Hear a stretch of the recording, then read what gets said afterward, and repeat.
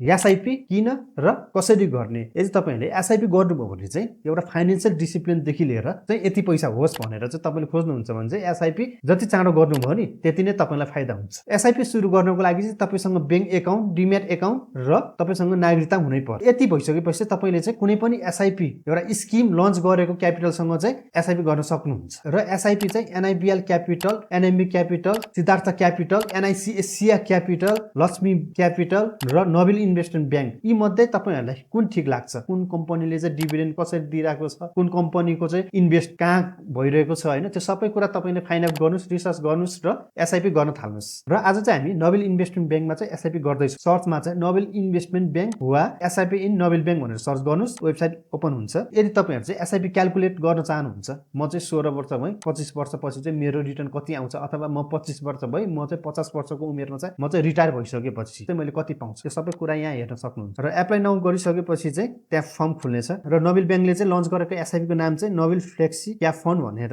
राखिएको छ। Sign up र लगइन, यदि तपाईसँग पहिले एकाउन्ट छ भने लगइन गर्न सक्छौं भने एसआईपी नयाँ गर्दैछौं भनेपछि चाहिँ हामीले साइन अप गर्न पर्यो। र साइन अप गरिसकेपछि यहाँ एउटा फर्म खुल्ने, कुन क्यापिटल, कुन बैंक अथवा कुन ब्रोकर एकाउन्टबाट तपाईले चाहिँ डिम्याट एकाउन्ट खोल्नु भएको छ है त्यो सिलेक्ट गर्नुस्। क्लाइन्ट आईडी भनेको छ नि तपाईको डिम्याट एकाउन्टको चाहिँ पछाडिपट्टिको 8 डिजिट्स राख्नुस्, अनि मोबाइल नम्बर राख्नुस्, कन्ट्याक्ट नम्बर राख्नुस्, अनि डेट अफ बर्थ र सिटिजनशिप नम्बर सबै कुरा राख्नुस्। पे नेममा तपाईको फुल नेम राख्नुस्। एसआईपी इन्स्टलमेन्ट एमाउन्ट भनेको छ है तपाईले चाहिँ कति एसआईपी गर्न चाहनुहुन्छ, 1000 देखि 5000 को बीचमा चाहिँ तपाईले एसआईपी गर्नुभयो भने एकदम बेस्ट हुन्छ। पेमेन्ट मोड भनेको छ है तपाईले ई सेवा, कनेक्ट आईपीएस हैन कुनबाट गर्न चाहनुहुन्छ सिलेक्ट गर्नुस्। है तपाईले बुझ्नै पर्ने भनेको चाहिँ मोडल अफ एसआईपी अनलिमिटेड गर्ने कि लिमिटेड गर्ने है। तपाईहरुले चाहिँ अनलिमिटेड गर्दा एकदम बेस्ट हुन्छ र लिमिटेड भनेको चाहिँ यति वर्ष चाहिँ मैले गर्छु भन्ने हुन्छ। अर्को भनेको एसआईपी इन्टरभल, तपाईले चाहिँ एसआईपी मन्थली पेमेन्ट गर्नुहुन्छ कि 3 महिनामा 6 महिनामा त्यो पनि चुज गर्नु होला। तपाईको कुन बैंकमा खाता छ त्यो राख्नुस्, केबाट तपाईको इन्कम छ त्यो चुज गर्नु होला। नेक्स्ट गरिसकेपछि चाहिँ तपाईले यहाँनिर आफ्नो र नागरिकताहरु अपलोड गर्नुस् र एप्लाई गरिदिनुस्। र प्रोसिड अफ पेमेन्टमा चाहिँ ई सेवा, कनेक्ट आईपीएस के चुज गर्नु भएको थियो पेमेन्ट गर्न सक्नुहुन्छ। पेमेन्ट गरिसकेपछि तपाईको इमेलमा चाहिँ एउटा स्लिप आउनेछ, आफ्नै घरमा बसी बसी एसआईपी गर्न सक्नुहुन्छ।